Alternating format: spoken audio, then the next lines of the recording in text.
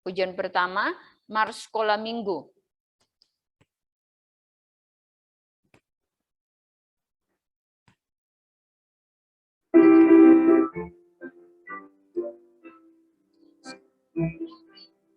Sekolah minggu, rumah kanak-kanak semua, bakti Allah, cipta bangsa, hidup baru sukaria. Belajarlah kitab suci, cinta Tuhan gereja maju. Jalankanlah perintahnya, muliakan sepanjang hidup. Sekolah minggu, markas kanak-kanak semua. Cari jiwa, maju terus, berserah jadi tentara Kristus. Belajarlah kitab suci, cinta Tuhan gereja maju. Jalankanlah perintahnya, muliakan sepanjang hidup. Kita akan berdoa, satu lipat tangan. Satu lipat tangan, dua tunduk kepala,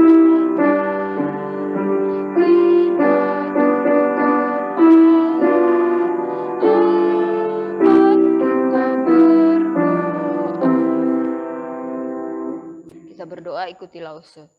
Tuhan Yesus, kami sangat bersyukur pagi hari ini kami bisa bangun dengan tubuh yang sehat dan bisa datang ke hadapan-Mu untuk beribadah. Ya Tuhan, berkati kami, tolong kami, supaya kami bisa beribadah sesuai dengan kehendak Tuhan. Kami menyerahkan ibadah kami sepenuhnya ke dalam tangan kasih Tuhan,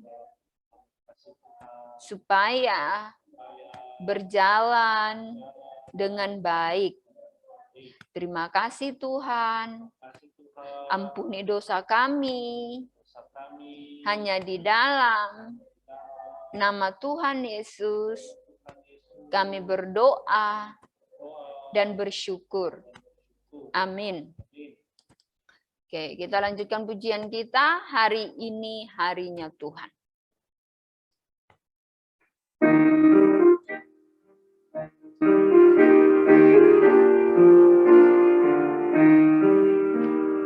Hari ini harinya Tuhan, harinya Tuhan. Mari kita bersukaria, bersukaria. Hari ini harinya Tuhan, mari kita bersukaria. Hari ini harinya Tuhan. Ya, jadi hari ini harinya Tuhan. Jadi sudah sepantasnya kita bersukaria ya ketika kita memuji Tuhan, memuliakan Tuhan. Kita nyanyikan lagu ini sekali lagi. Bisa loh saya.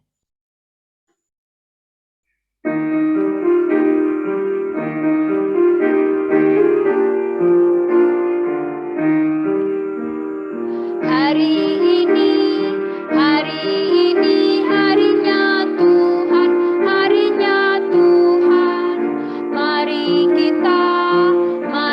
kita bersukaria, bersukaria. Hari ini harinya Tuhan, mari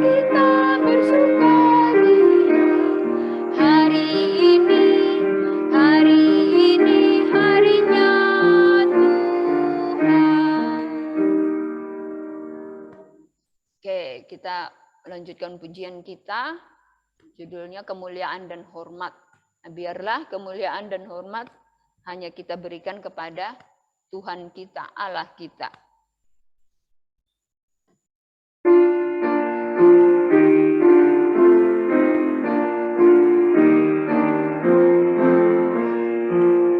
Kemuliaan dan hormat bagimu Raja.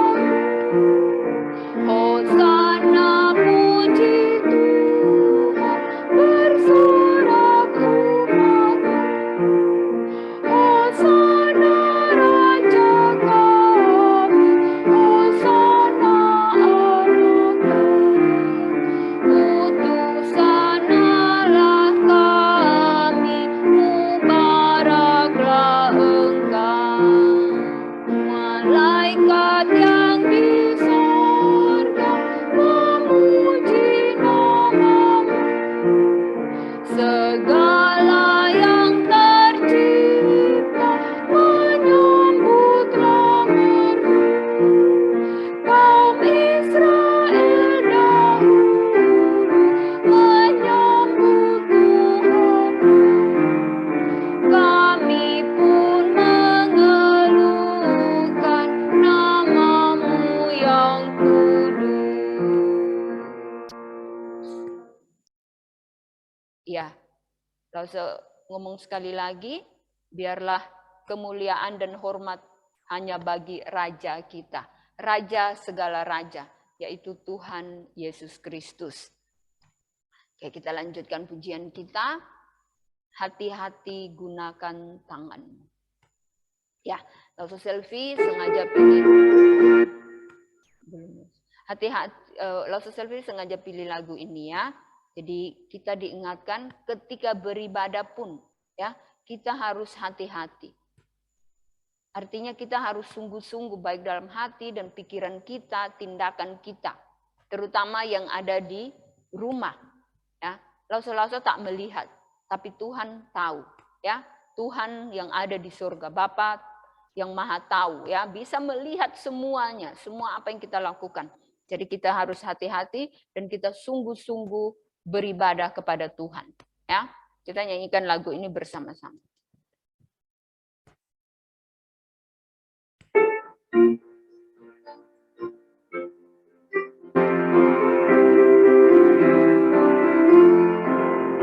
Hati-hati gunakan tanganmu, hati-hati gunakan berbuat.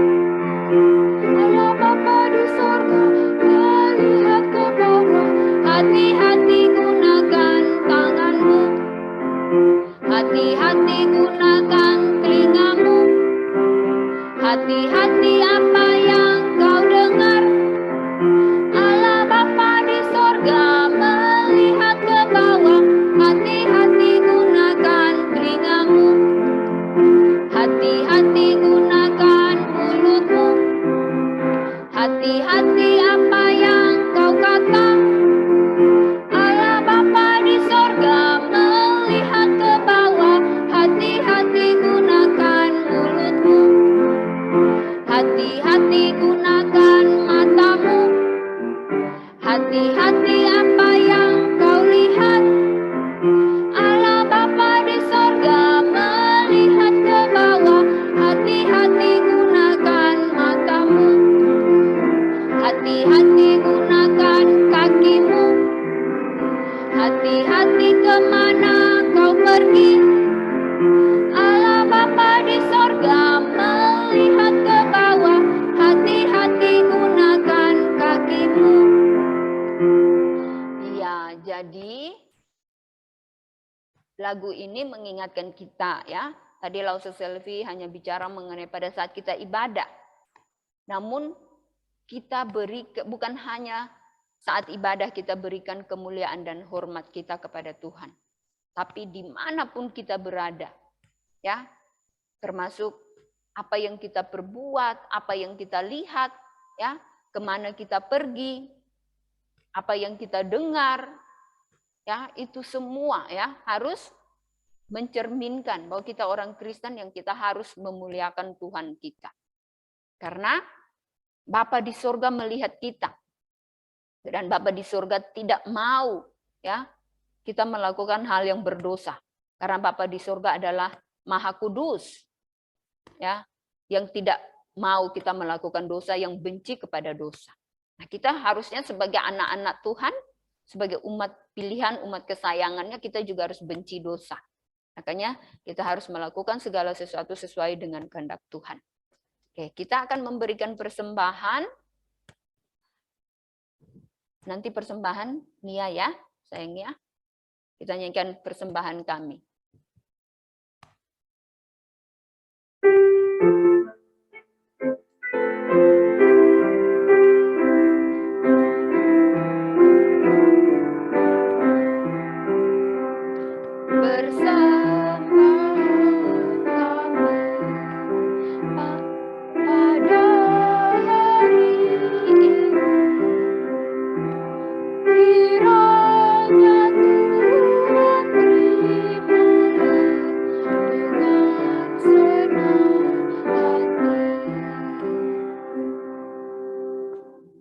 Kita berdoa.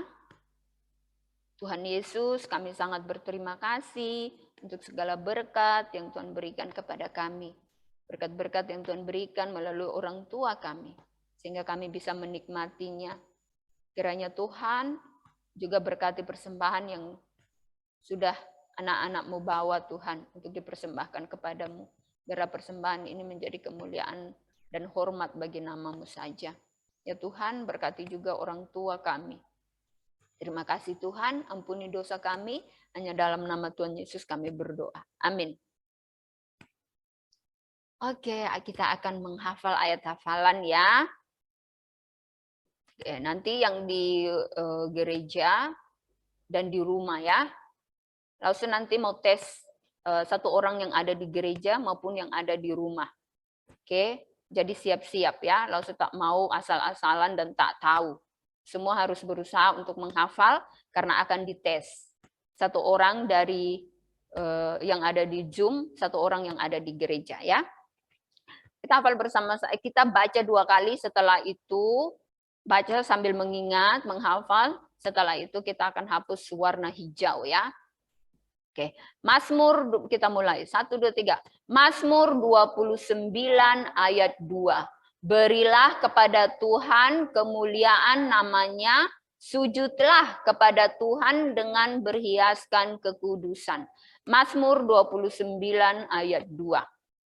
Sekali lagi, Mazmur 29 ayat 2. Berilah kepada Tuhan kemuliaan namanya, sujudlah kepada Tuhan dengan berhiaskan kekudusan. Mazmur 29 ayat 2. Oke, kita akan hapus berilah kepada Tuhan. Oke, Mazmur, oke semua ya, yang ada di rumah sama di gereja. Mazmur 29 ayat 2. Berilah kepada Tuhan kemuliaan namanya, sujudlah kepada Tuhan dengan berhiaskan kekudusan. Mazmur 29 ayat 2. Oke, kita hapus kemuliaan namanya.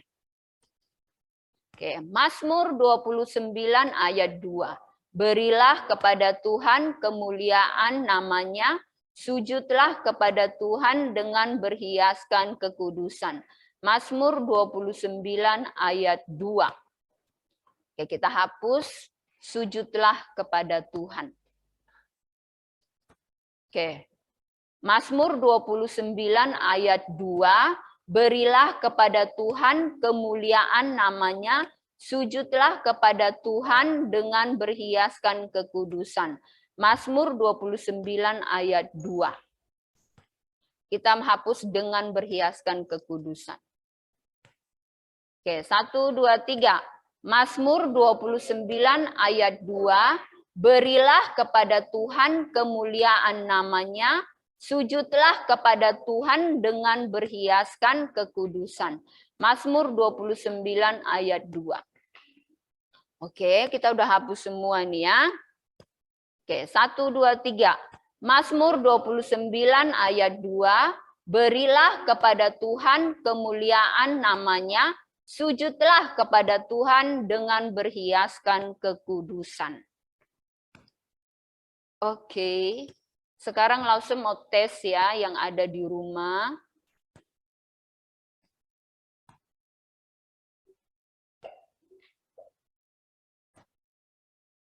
Oke, langsung mau tes yang ada di rumah ya. Semua siap-siap. Langsung pilih. Ruben. Unmute sayang. Mazmur 29 ayat 2. Berilah kepada Tuhan kemuliaan namanya, sujudlah kepada Tuhan dengan berhiaskan kekudusan.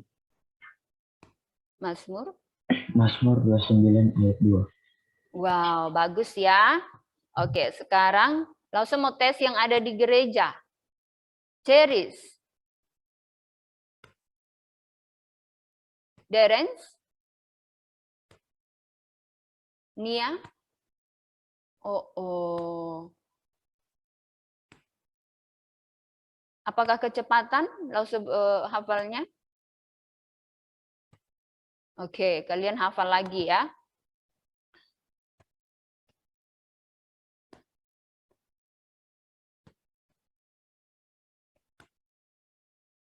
Oke, kita akan mendengarkan pengumuman lagi. Ibadah sekolah minggu secara tatap muka sudah dimulai dan tetap diadakan via Zoom ya. Seperti biasa 8 sampai jam 9. Kemudian saat teduh anak sekolah minggu via Zoom diadakan setiap malam. Kelas TK sampai SD 3 8 sampai 8.20, kemudian SD 4 sampai remaja 8.30 sampai 9.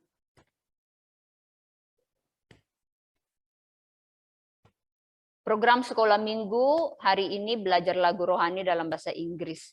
Nah, diadakan siang ini via Zoom jam 3 sampai 3.30. Semua anak-anak diundang untuk ikut dan juga boleh ya mengajak teman-temannya.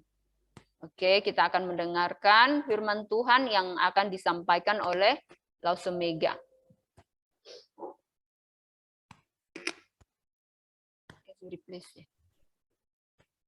Selamat pagi untuk kita semua. Selamat beribadah ya kepada Tuhan di hari Minggu ini.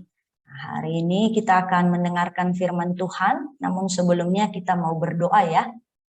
Jelas ya suaranya Lose ya? Jelas ya, oke.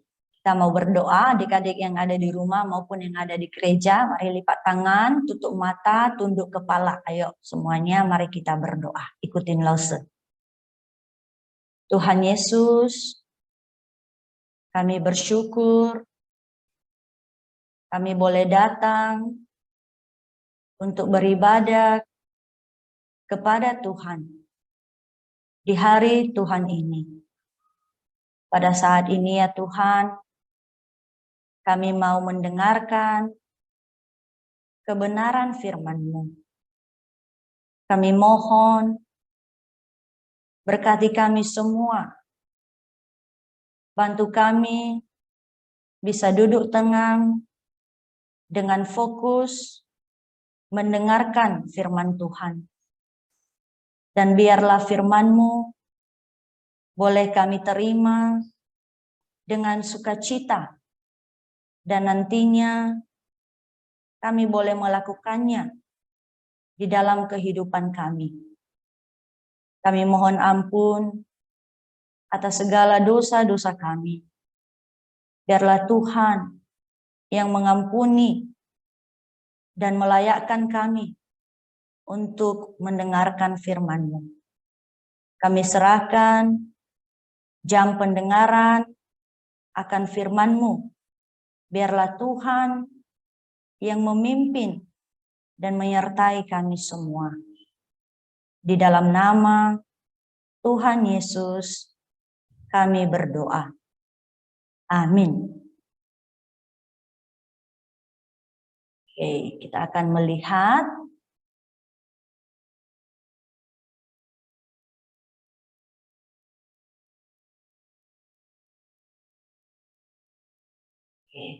kita akan melihat firman Tuhan. Seperti biasa, ingat setiap cerita dari setiap hari Minggu itu terambil dari Alkitab.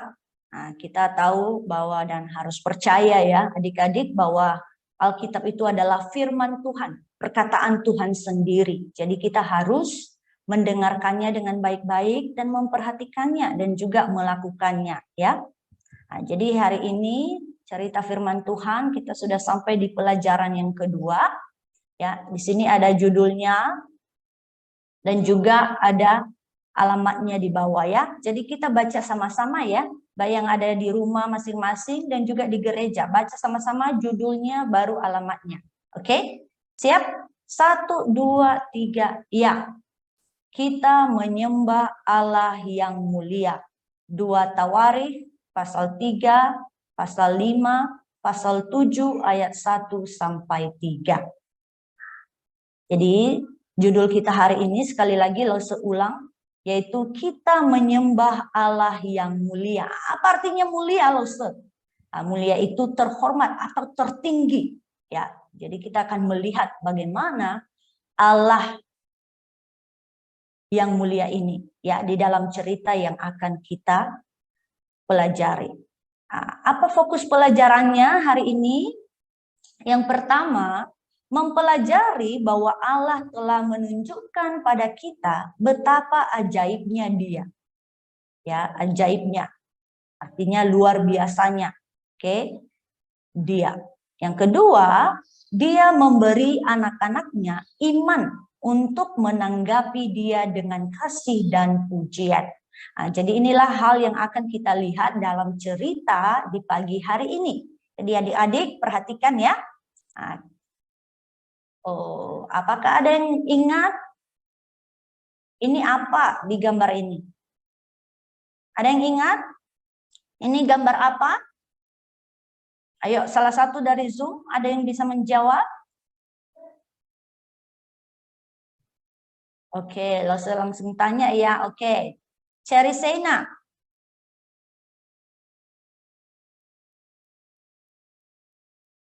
Unmute.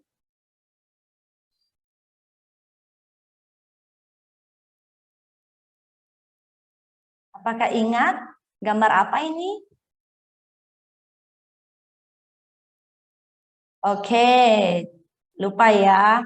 Oke, bagaimana dengan Airin? Airin ingat?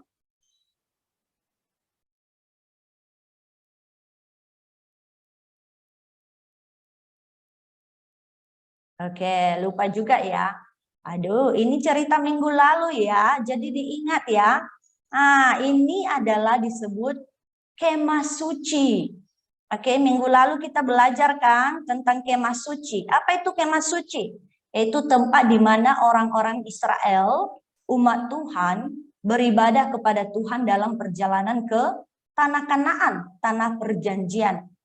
Nah, dan kita tahu minggu lalu bahwa kemah suci itu terbuat dari tenda-tenda. Nah, lihat ini sekelilingnya dan juga ininya tenda. Artinya bisa dibongkar dan juga bisa dipasang. Ya, jadi ini adalah tempat ibadah sementara dari orang-orang Israel dalam perjalanan mereka. Tapi pertanyaannya adik-adik, ketika mereka sampai di tanah Kanaan, apakah orang Israel masih beribadah di kemah suci atau di tempat lain?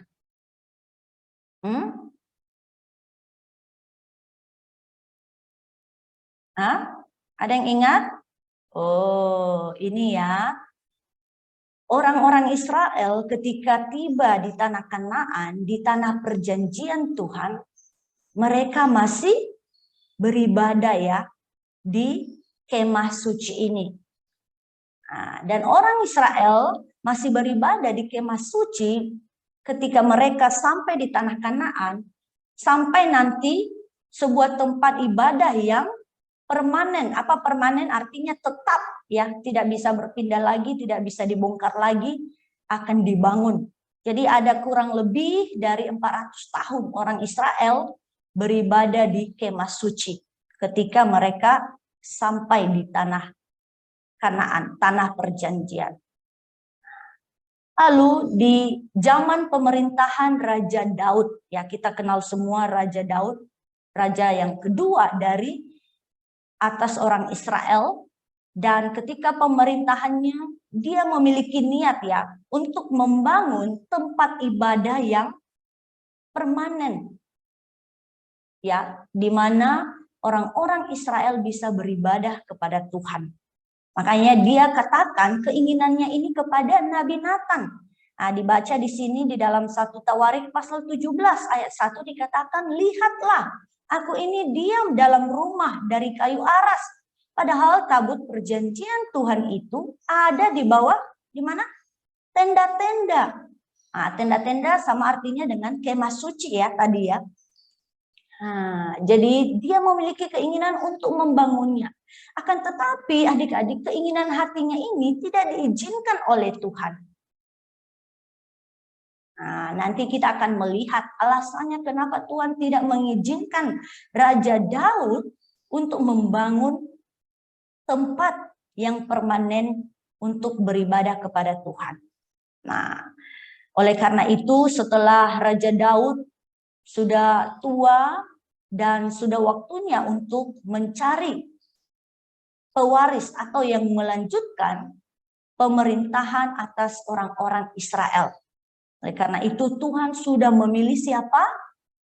Raja Salomo, salah satu dari anak Raja Daud sendiri, namanya Salomo, diangkat menjadi raja. Dan di sini dia diurapi menjadi raja. Dan bukan hanya itu adik-adik, Tuhan juga memilih Salomo untuk apa? Nah, untuk membangun tempat ibadah yang permanen yang disebut bait suci. Ya, tadi tempat ibadah yang sementara disebut kemah suci, yang permanen ini yaitu tempat ibadah secara permanen disebut bait suci. Dan Tuhan memilih Raja Salomo untuk membangun bait suci ini. Ya, oleh karena itu ketika Raja Daud sudah tua, dia menyampaikan kepada Raja Salomo maksud dari pembangunan bait suci ini. Dia menyampaikan kepada anaknya, katanya, anakku, aku sendiri bermaksud hendak mendirikan rumah bagi nama Tuhan Allahku. Jadi dia sampaikan, saya punya keinginan tapi Tuhan tidak mengizinkannya. Tuhan sudah menetapkan kamu yang akan membangun bait suci ini. Nah, kita akan melihat kenapa Tuhan tidak mengizinkan Raja Daud untuk membangun bait suci. Ada yang tahu? Ada yang tahu? Oke, alasan pertama yaitu karena Raja Daud telah menumpahkan sangat banyak darah. Apa artinya menumpahkan sangat banyak darah? Artinya sudah membunuh musuhnya begitu banyak. Ya, kita tahu Raja Daud adalah raja yang berperang melawan semua musuh-musuh bangsa Israel. Dan oleh karena itu Tuhan tidak mengizinkan dia untuk membangun bait suci, tempat ibadah bagi nama Tuhan. Dan alasan yang kedua, di sini apa? Telah melakukan peperangan yang besar. Ya, kita tahu dia berperang melawan semua musuhnya. Oleh karena itu Raja Daud tidak diizinkan oleh Tuhan untuk membangun rumah bagi nama Tuhan sendiri. Oleh karena itu Raja Daud menyampaikan kepada Salomo bahwa Allah telah memilih dia untuk mendirikan bait suci bagi nama Tuhan. Nah, ketika itu juga Raja Daud menyampaikan kepada Raja Salomo bahwa dia sudah mempersiapkan sebagian besar dari bahan-bahan yang diperlukan untuk pembangunan bait suci ini. Dan dia mengatakan kepada Raja Salomo bahwa Raja Salomo harus mengikuti persis seperti yang disampaikan Tuhan untuk pembangunan bait suci ini. Dengan kata lain, Raja Salomo tidak bisa suka-suka ya dalam membangun bait suci ini bagi Tuhan. Nah, nanti kita akan melihat ya seperti apa dari pembangunan bait suci ini. Nah, Jadi beberapa waktu Raja Salomo mulai mendirikan bait suci. Nah, bait suci ini dibangun di mana? Di Yerusalem. Ingat ya, bait suci dibangun di Yerusalem di Gunung Moria. Ya. Dan Raja Salomo mendirikan bait suci dalam tahun keempat bulan kedua pemerintahannya. Ya, setelah dia sudah memerintah 4 tahun dan juga bulan kedua dia mulai mendirikan bait suci ini. Nah, jadi pekerjaan pembangunan bait suci ini dimulai. Jadi semua bahan-bahan mulai dikumpulkan. Dan Raja Salomo mencari banyak tukang yang handal, yang ahli ya dalam membangun, dalam menyiapkan semua bahan-bahan yang diperlukan untuk memotong kayu, batu sebelum bahan-bahan itu dibawa ke Yerusalem. Nah, jadi adik-adik, pertama-tama adik-adik harus tahu ya, kalau semua bahan yang diperlukan untuk pembangunan bait suci ini tidak dipersiapkan di Yerusalem sendiri, di mana bait suci itu dibangun. Bukan di sana dipersiapkan, itu di tempat lain dipersiapkan. Dipotong dulu kayunya di sana, dipotong dulu batunya di sana. Ya, baru kalau sudah semua selesai dipotong dan diukir, dipahat, baru diangkut kemana? Ke Yerusalem. Ya, ke Yerusalem di mana bait suci itu dibangun. Jadi, ketika pembangunan di Yerusalem diadakan, tidak ada suara palu atau peralatan pahat atau besi apapun. Jadi dibangun tanpa suara apapun. Ya. Nah, jadi adik-adik, inilah sebuah keunikan di dalam bait suci ini. Kenapa? Karena Tuhan menginginkan hal seperti itu. Tuhan memerintahkan seperti itu kepada Raja Salomo. Jadi kita melihat bagaimana Tuhan begitu mulia dalam mempersiapkan bahan-bahan ini, dan cara pembangunannya pun kita bisa melihat Tuhan itu ajaib. Bukan seperti pembangunan rumah ibadah biasanya. Ya. Selanjutnya Raja Salomo juga telah memilih ya para tukang yang handal, yang hebat, yang bagus di dalam membangun ya bait suci ini. Jadi ketika bahan-bahan sudah selesai, dipersiapkan di tempat lain dan diangkut ke Yerusalem, dan para tukang mulai mengerjakan. Ya, jadi mereka di Yerusalem itu tinggal memasang semua bahan yang sudah diukir, dipahat, dan dipersiapkan di tempat lain. Jadi mereka tinggal pasang dan pasang, ya. Nah, jadi sudah mulai berdiri bait sucinya. Dan berapa ukuran bait suci ini, adik-adik? Nah, lebarnya dikatakan di dalam Alkitab itu 20 hasta. Kira-kira 9 meter. Kalau kita mengenal ya, meter, jadi 9 meter lebarnya. Panjangnya 60 hasta sama dengan 27 meter. Dan tingginya 30 hasta sama dengan 13,5 meter. Nah, jadi bagaimana mengira-ngira ya bait suci ini besarnya seperti apa?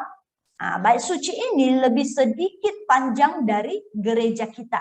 Kalian tahu kan gereja kita lebih sedikit lebih panjang dari gereja kita dan lebih sedikit kecil dari gereja kita.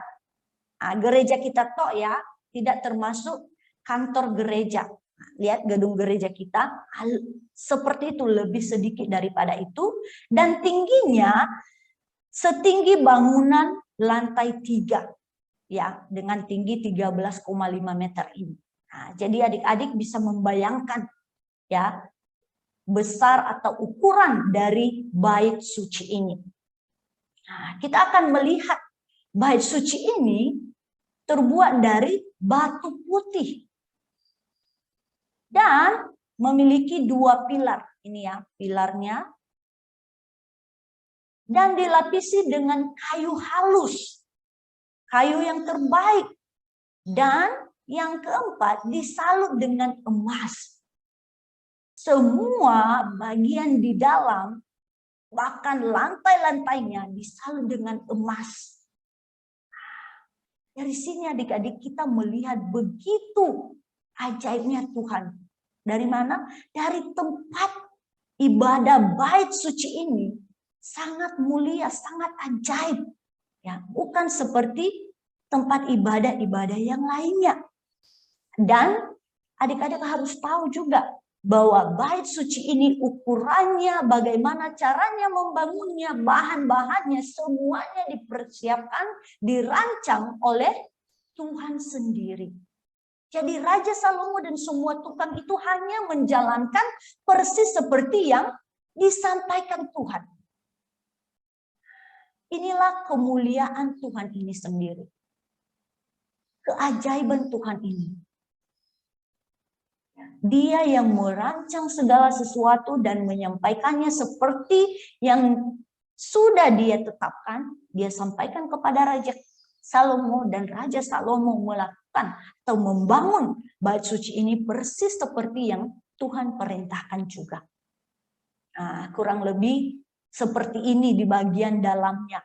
Lihat, penuh dengan emas, dibalut dengan emas. Lantainya, dindingnya, semua ya sangat megah, sangat mewah. Tempat di mana Tuhan akan berdiam dan orang-orang Israel beribadah.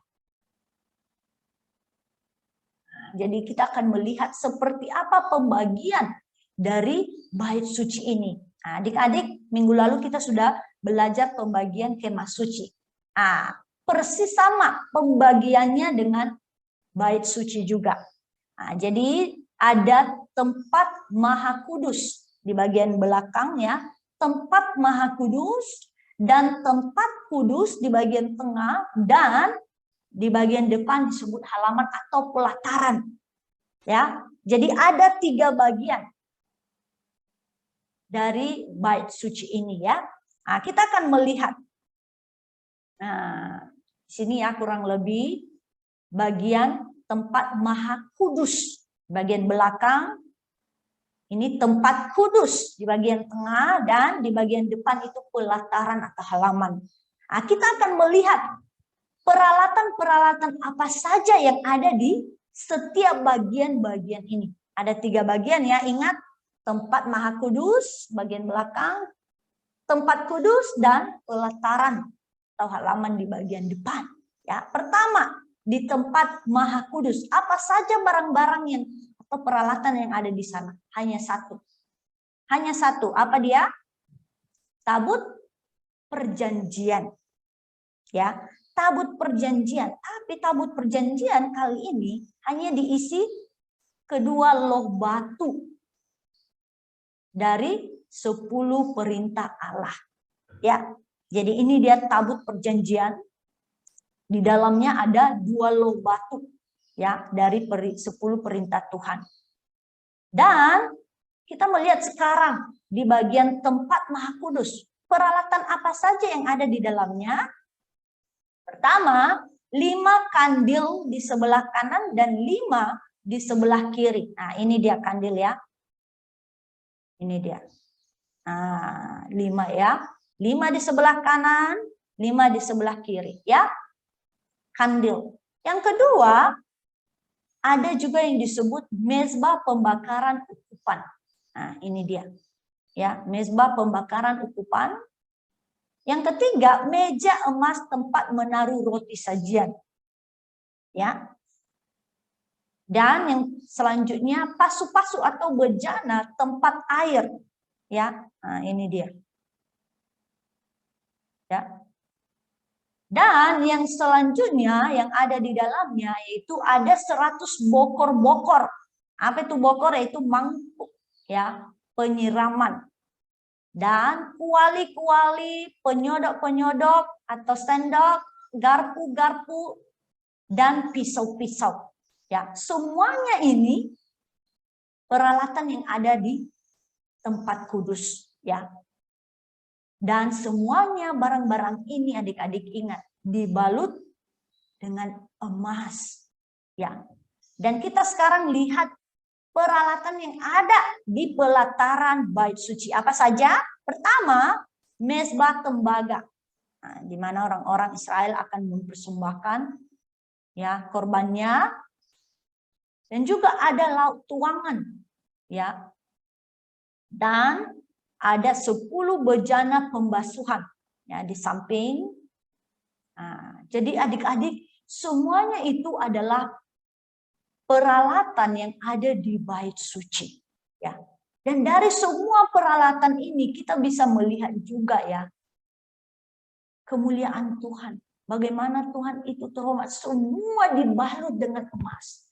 Semua dirancang dengan baik dan dibuat persis seperti yang dikehendaki Tuhan. Jadi semua peralatan pun ditetapkan oleh Tuhan. Apa saja yang boleh ada di tempat ini, di tempat itu, di Maha Kudus, dan di tempat kudus, dan di pelataran. Apa saja yang ada di bagian-bagian bait suci ini, ditetapkan oleh Tuhan. Tidak sembarangan, tidak suka-suka kamu bawa apapun ke dalam bait suci ini. Tidak.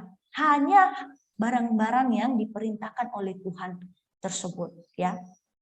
Nah, lalu setelah bait suci sudah selesai dibangun, Raja Salomo mengumpulkan ya semua para tua-tua dan semua orang Israel untuk datang bersama-sama.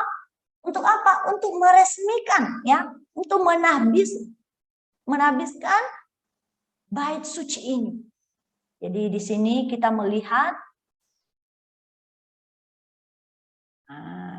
ada berapa lama bait suci ini dibangun? Ada yang tahu? 7 tahun. Ya, 7 tahun pembangunannya. Ya, dibangun persis seperti yang dikehendaki oleh Tuhan. Dan setelah selesai, semua orang bersukacita ya. Dan bersyukur. Nantinya kita akan melihat lagi lebih lanjut ya. Nah, jadi setelah semua orang sudah berkumpul, ya, orang Israel mempersembahkan kambing, domba, dan lembu sapi yang tidak terhitung banyaknya. Ya, begitu banyak korban ya yang dipersembahkan kepada Tuhan dalam peresmian bait suci ini. Ya, adik-adik, dari sini kita melihat Tuhan itu sangat tinggi, terhormat. Ya, dihormati oleh Raja Salomo dan semua orang-orang. Kenapa? Karena begitu ajaibnya dia sudah memberikan kepada mereka bait suci tempat ibadah. Ya. Jadi semua orang bersukacita dan bersyukur kepada Tuhan. Dan bukan hanya mereka bersyukur dalam hati, mereka juga mengangkat suara mereka untuk menyembah Tuhan. Ya, mereka menyampaikan semuanya berkata sebab ia baik, bahwasanya untuk selama-lamanya kasih setianya. Nah, jadi mereka menyampaikan Tuhan itu baik. Ya, baik sekali kepada mereka. Karena apa? Karena Tuhan sudah menunjukkan dirinya, ya, menyatakan dirinya kepada semua orang Israel melalui pembangunan bait suci yang sangat megah, istimewa ini. Dan mereka mengatakan bahwasanya untuk selama-lamanya kasih setianya. Kasih setia Tuhan itu bukan hanya sementara atau beberapa Kalista sama Nis ya, jangan main. Selama-lamanya. Ya. Mereka meninggikan nama Tuhan. Ya, karena Tuhan sudah menunjukkan kepada mereka siapa dirinya melalui bait suci ini. Bagaimana dia adalah Allah yang mulia. Nah, dan setelah semuanya selesai, para imam juga membawa tabut perjanjian ke ruang Maha Kudus. Ya. Tadi di ruang Maha Kudus hanya ada tabut perjanjian dan hanya para imam yang membawanya ke dalam ya. Dan setelah semuanya ini sudah selesai, apa yang terjadi adik-adik? Setelah tabut perjanjian juga sudah diletakkan di bait suci. Awan yang terang bersinar memenuhi bait suci itu. Nah, ini dia ya, awan terang yang bersinar ya. Nah, awan terang yang bersinar ini adalah awan kemuliaan Allah. Ya. Ini adalah Allah yang menyatakan dirinya kepada orang-orang Israel. Ya. Dia hadir di dalam peresmian bait suci ini. Dia menyatakan dirinya kepada mereka bahwa dia sungguh Allah yang mulia. Jadi apa respon dari orang-orang Israel ketika mereka melihat kemuliaan Allah ini? Raja Salomo kemudian maju di hadapan rakyat dan dia berdoa kepada Tuhan. Dan juga orang-orang Israel ketika melihat api itu turun. Dan kemuliaan Allah itu ada di atas bait suci, apa yang terjadi? Apa yang mereka lakukan? Mereka berlutut. Nah, apa artinya berlutut? Itu mereka merendahkan diri mereka. Mereka beribadah kepada Tuhan. Menyadari bahwa mereka ini bukan siapa-siapa. Tuhan itu begitu mulia, begitu ajaib, begitu terhormat. Jadi mereka berlutut menyembah Tuhan. Nah, jadi adik-adik inilah yang dilakukan oleh orang-orang Israel ketika mereka melihat kemuliaan Allah itu melalui bait suci, dan bahkan Allah menyatakan dirinya dalam awan sendiri datang ke atas bait suci ini. Nah, jadi sekarang ini apakah kita juga memerlukan awan yang bersinar untuk memenuhi gedung gereja kita? Nah, baru kita memuliakan Tuhan. Apakah kita butuh Tuhan datang turun ke atas gereja kita baru kita beribadah dan berlutut kepada Tuhan? Tidak ya, kita tidak perlu. Lalu bagaimana di zaman sekarang ini kita melihat kemuliaan Allah? Nah, adik-adik, ketika Yesus datang, sesungguhnya ia telah menunjukkan kepada kita kemuliaan Allah. Ketika Tuhan Yesus datang ke dalam dunia, dia sesungguhnya telah menyatakan, menunjukkan kepada kita kemuliaan Allah itu sendiri. Ya, dia telah menyatakan karena Yesus adalah Allah sendiri. Nah, itulah kemuliaan Allah yang kita bisa lihat. Oleh karena itu, ketika kita membaca dan mempelajari tentang hal-hal yang dikatakan dan dilakukan oleh Tuhan Yesus di dalam Alkitab, sesungguhnya kita sedang menyaksikan kemuliaan Allah. Jadi tidak perlu awan turun ke atas gereja, itulah kemuliaan Allah. Tidak perlu lagi di zaman kita sekarang. Ya, kita hanya perlu membaca firman-Nya, belajar firman-Nya, dan dari situ kita bisa melihat bahwa Allah itu begitu mulia. Ya. Dan bukan hanya itu. Kemuliaan Allah juga dinyatakan di dalam kematian Tuhan Yesus.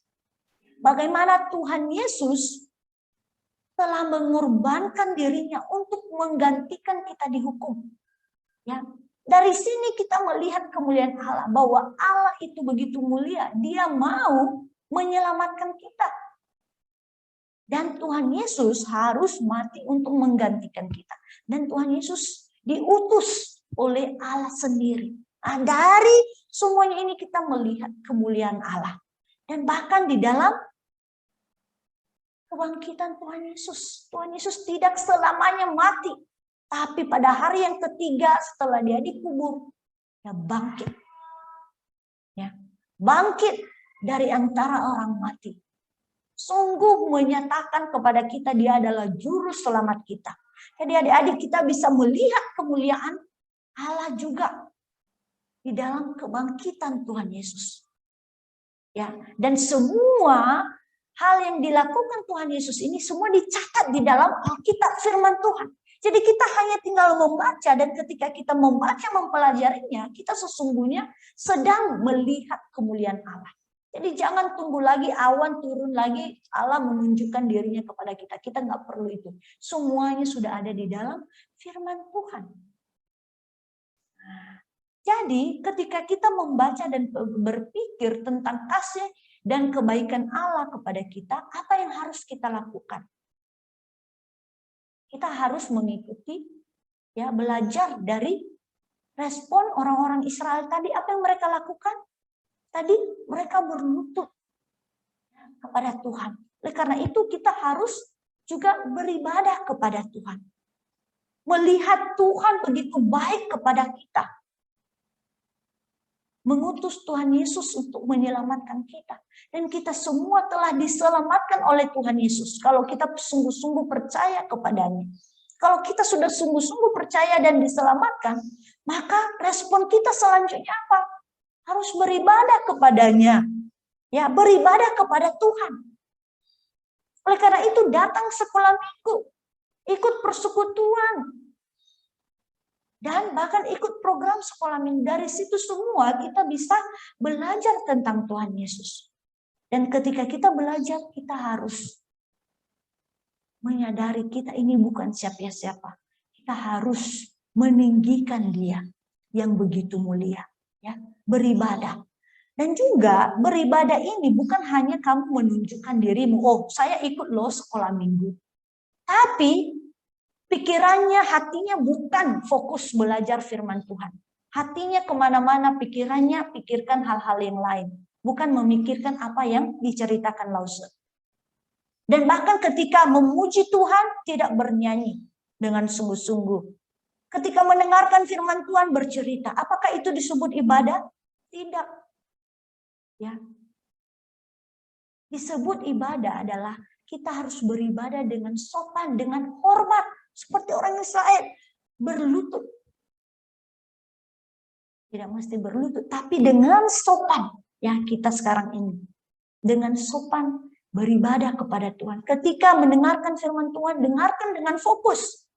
Memuji Tuhan, buka suara, memuji nama Tuhan. Ketika berdoa, berdoa dengan baik di hadapan Tuhan. Ya, nah, inilah yang harus kita lakukan yang pertama. Yang kedua, kita harus bersyukur kepada Tuhan. Bahwa Tuhan itu telah menunjukkan dirinya begitu mulia kepada kita. Ya, melalui apa? Tuhan Yesus tadi. Jadi kita harus bersyukur. Selama-lamanya, seumur hidup kita. Kita harus bersyukur. Karena apa? Tuhan sudah begitu baik kepada kita. Bahwasanya kasih setianya. Sampai selama-lamanya. Ya, jadi adik-adik harus bersyukur atas keselamatan yang sudah Tuhan berikan. Dan juga pemeliharaan Tuhan yang sudah Dia tunjukkan kepada kita sehari-hari. Ya, bagaimana Tuhan mencukupkan kebutuhan kita, melindungi kita, dan menolong kita. Dari semuanya ini, kita harus meresponinya dengan hati yang bersyukur. Jadi adik-adik, dari cerita firman Tuhan ini kita melihat bahwa Allah itu begitu mulia. Ya. Dan Dia sudah menunjukkan bagaimana Dia begitu ajaib melalui pembangunan bait suci ini. Rumah Tuhan sendiri. Di mana Tuhan akan berdiam di dalam. Ya. Dan biarlah kita sebagai anak-anak Tuhan melihat kemuliaan Allah yang begitu mulia ini. Kita harus menanggapinya dengan kasih. Kasih itu beribadah dan bersyukur kepadanya. Ya. Melalui ibadah kita, melalui puji-pujian kita. Jadi adik-adik, biarlah firman Tuhan ini yang menolong kita semua ya. Ingat untuk beribadah kepada Tuhan. Karena Tuhan sudah menyatakan kemuliaannya kepada kita. Ya. Amin. Kiranya Tuhan yang menolong kita. Mari kita berdoa. Ya, semuanya lipat tangan, tutup mata, mari kita berdoa. Tuhan Allah Bapa Surgawi, Kami bersyukur untuk firman-Mu yang boleh kami dengarkan. Mengingatkan kepada kami begitu mulianya Engkau ya Tuhan, yang telah menunjukkan diri-Mu melalui pembangunan bait suci yang begitu mewah, begitu istimewa. Dan melihat semua hal yang sudah Tuhan kerjakan dalam kehidupan kami melalui mengutus Tuhan Yesus untuk menjadi juru selamat kami, mati, dikuburkan dan bangkit dari antara orang mati. Sehingga kami setiap orang yang percaya boleh menjadi anak-anak Tuhan, boleh diselamatkan, dosa-dosa kami boleh diampuni, dan bahkan memiliki tempat di surga. Melihat semua kebaikan Tuhan ini, biarlah kami anak-anak sekolah minggu boleh beribadah kepada Tuhan dengan sungguh-sungguh, bersyukur atas semua hal yang sudah kami terima daripada Tuhan. Ya Tuhan, biarlah kami semua setiap saat boleh senantiasa memuliakan nama Tuhan, karena Engkau adalah Allah yang mulia. Terima kasih ya Tuhan, biarlah firman-Mu ini boleh menolong, mendorong kami, serta memanggil kami untuk sekali lagi tetap setia dalam beribadah kepada Tuhan seumur hidup kami. Terima kasih ya Tuhan, sebentar kami akan mengakhiri ibadah sekolah minggu, biarlah Tuhan yang terus memberkati kami semua. Di dalam nama Tuhan Yesus kami berdoa. Amin. Jadi satu